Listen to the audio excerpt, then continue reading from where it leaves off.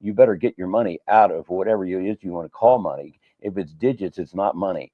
Better get what it is you have in the way of digits out of the system and get it into dimes or coin of the realm, regardless where you are. If you're in Canada, you know what your coin of the realm is over there as well. Australia, in other countries around the world. So I'm telling you right now, this is what's happening. The whole thing is coming down, and it could very well be coming down this weekend. Folks, if you know anybody has any money in pharmaceutical stocks, you better get it the heck out. Because when these guys are found guilty of colluding, that's called racketeering, and it's also called a RICO violation. RICO violations, again, are hit with treble damages. So the chances are these companies won't be around much longer. So if you can put in a sell order in those stocks, bonds, and mutual funds, I suggest you do it. Now, because of my tax background as a certified financial planner and certified estate planner, what I'm telling you right now is true here. You have 60 days once you take the money out of your current deferred retirement plan or IRA or whatever you want to call it, KEO, 401k, whatever it is you have, 457, 425, whatever plans it is that you have. If you take that out and then put it into precious metal and hold on to it, and if you want to, after 60 days, turn it back, you can certainly do that without any tax effect. I think what you'll find out is you're going to feel a whole lot better sleeping on top of your money and you having direct control of it than leaving it in a paper condition, subject to all kinds of people to get their fingers on it, besides the purchasing power is being eroded each and every day. I just told you here right now, there's a reason why we're bringing all the news to you. These pharmaceutical companies are going to be taking the ear real bad. And if you're holding any of that stock, you're going to lose everything that you have. Watch, take it to the bank. Actually, don't do that. Take it to the coin store and then leave and hide it underneath your bed somewhere, or put it in the basement and surround it with metal cans or something so nobody can find it. Folks, let's get on the right side of this thing. Let's put an end to this.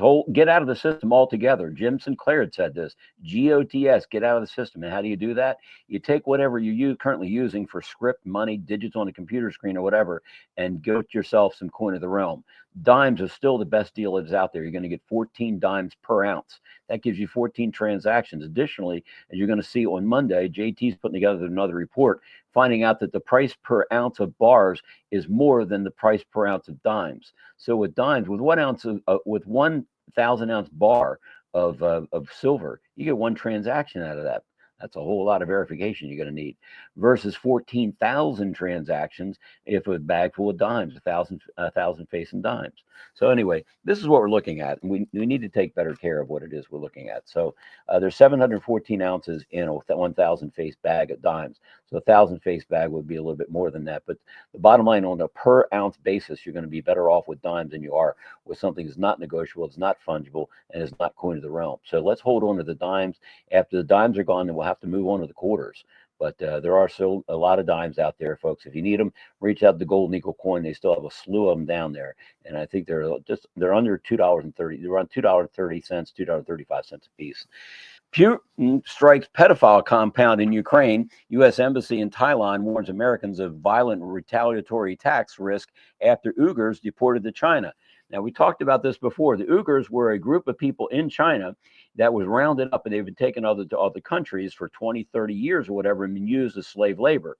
Now it's time to repatriate all that slave labor and bring it back to where it was supposed to go. And so the Uyghurs are finding out that they haven't been home in 20, 30 years. So where is their home? A bit of a problem here, as we talked about yesterday. Florida authorities have arrested multiple individuals, including an illegal immigrant and a five-time trafficking sting operation. Among those caught are a surgeon, a college professor, an elementary school staffer, and a firefighter. Officials reaffirmed their commitment to protecting children in the community. U.S. to deploy another massive more troops, over 3,000 more troops and Stryker tanks to secure U.S. southern border. Wall Street Journal reported that about coming massive American military action against the narco terrorists if Mexico doesn't stop the cartels. The U.S. military is getting ready to launch airstrikes on Mexico narco terrorist drug facilities and weapons storage sites.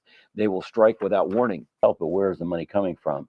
We're all going to be quite surprised to find out it's actually coming from Wall Street, the companies we invest in. Oh, goodness. So how corrupt is this stocks, bonds, and mutual funds that you're investing in? Any of that going into child trafficking? What happens with the companies that are involved in that? Aren't they then subject to RICO violations? And where's the money going to come from to handle those violations? The penalties for a RICO violation is treble damages, I mean 3 times. So whatever the damages were, is 3 times that is what the restitution is.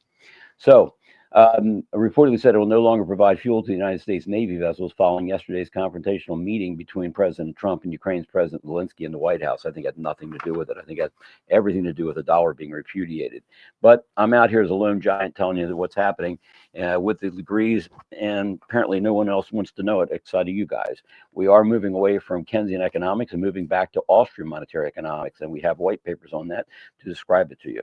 Bizarre, but globalists all post same X message after Zelensky's Oval Office smackdown from Trump. Following the epic smackdown, Ukrainian President Vladimir Zelensky received from President Donald Trump and Vice President J.D. Vance at the Oval Office on Friday. European globalists all bizarrely took to X in unison to deliver the exact same message of solidarity. Trump booted Zelensky from the White House early without signing the much touted rare earth minerals deal after he acted disrespectful and petulant during an Oval Office meeting in front of the press. And your dignity honors the bravery of the Ukrainian people. Be strong, be brave, be fearless, says Ursula von der Leyen. We will continue working with you for just a lasting peace.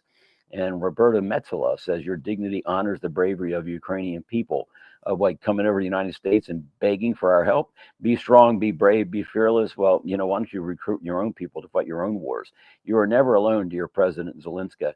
We will continue working with you for a just and lasting peace. Your dignity honors the bravery of the Ukrainian people. Are these actual people? Antonia Costa, be strong. Sounds like the same lines are being used here, doesn't it? Sound like it is just changing the names of the people. And that is very unusual, isn't it? And Phil Holloway has something unusual to say. So how did all the UR leaders happen to post the exact same thing? I mean, it was identical down to the letter. Can you explain? Of course you can, but who will? Look at what I'm presenting to you here next. Visualizing the American work week over the past 20 years. Look at this. It turns out as though we're working less and less hours as a mean as far as the graph is concerned. Average weekly work hours typically see a decline during the recessions as employers seek to cut payroll costs during these periods by reducing hours. However, in recent years, weekly hours have seen a constant decline despite U.S. being outside of recession.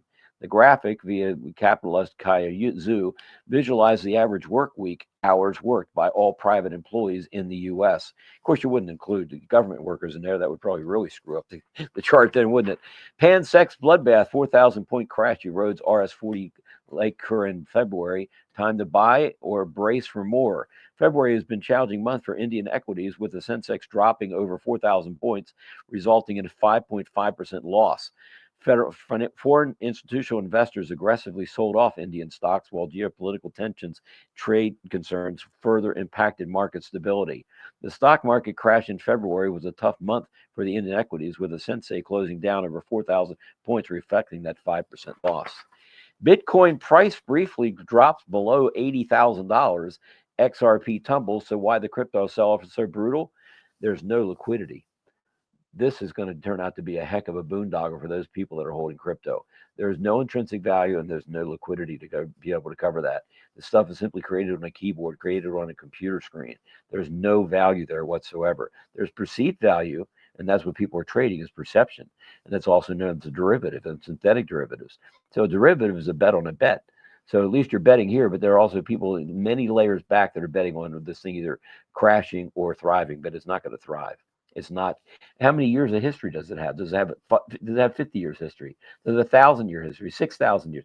Hey, let's just play it safe, folks. Let's just put one foot or the other. Let's not try to run the race too fast. We're going to do just fine by hoarding the dimes. That's where we need to be if you're United States of America. If you're outside the U.S., you need to be holding the coin of your realm. Now, under some of you, your countries are putting a 20% VAT tax on top of your purchases. That's terrible. To hold the money of your country, they're going to charge you a 20% VAT tax. This is completely wrong. You guys know this.